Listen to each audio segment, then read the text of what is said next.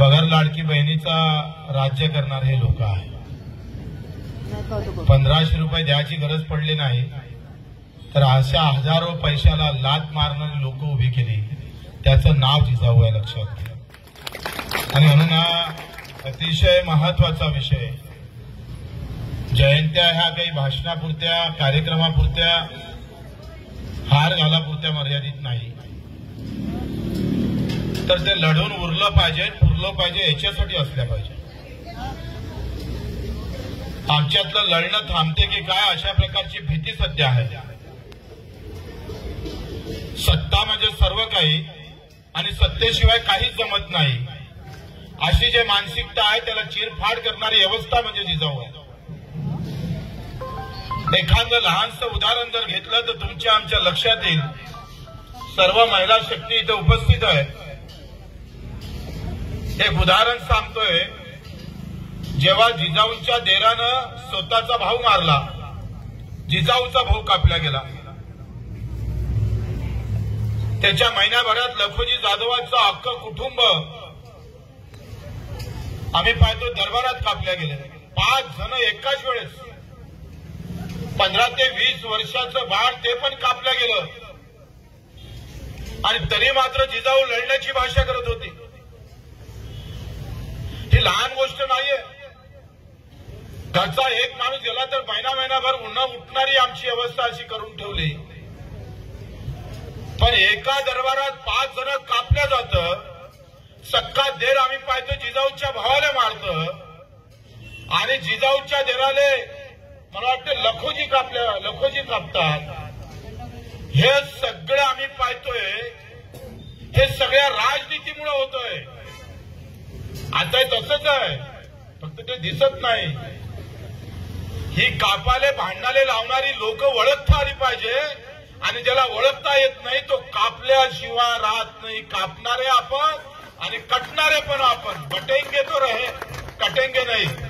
बटेंगे तो किसान कटेगा, बटेंगे तो मजदूर कटेगा. कोई एक धर्म की बात थोड़ी है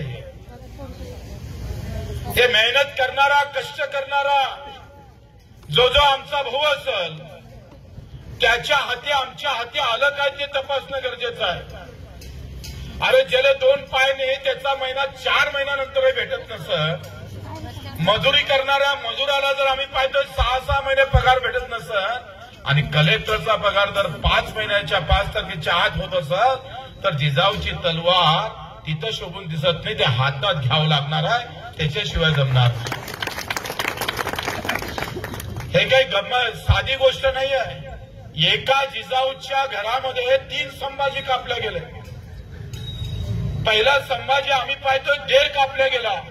दुसरा संभाजी स्वतःचं पोरग कापलं गेलं आणि तिसरा संभाजी नातू कापला गेला. पण संभाजी नाव सुद्धा या भोसले घरानं सोडलं नाही. जे तलवार घेऊन आमच्या लेकी वाचवल्या त्या तलवारीचं लेखणी करण्याचं काम सावित्रीनं केलं.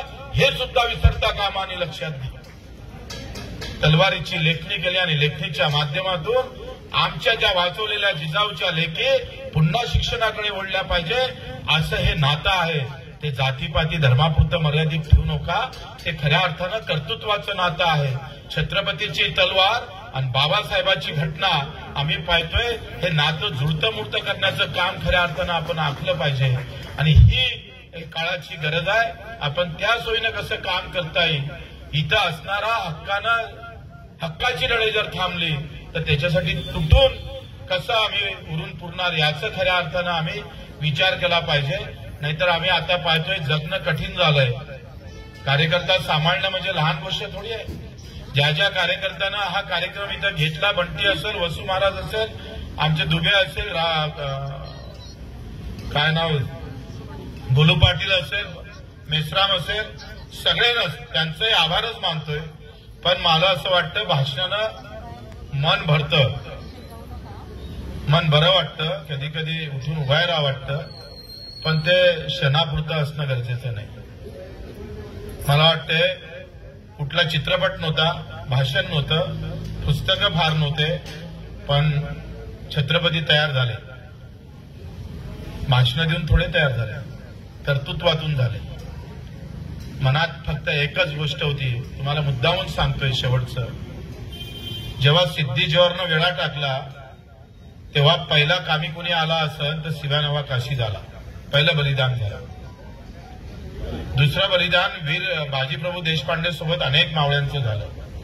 पण विशालगडावर अडवाले मात्र शिवाजीचेच नातेवाईक. इकडे आम्ही पाहतोय जातीचा विचार करतो म्हटलं तर ते जातीत नाही, नात्यात नाही, त्यांचं बलिदान होताना पाहत होते. आणि जे नात्यात आहेत ते मात्र तलवारी घेऊन उभ्या होत्या. कारण काय असेल? कारण हेच होतं का छत्रपतीनं जातीचा विचार करून आखणी केली नव्हती.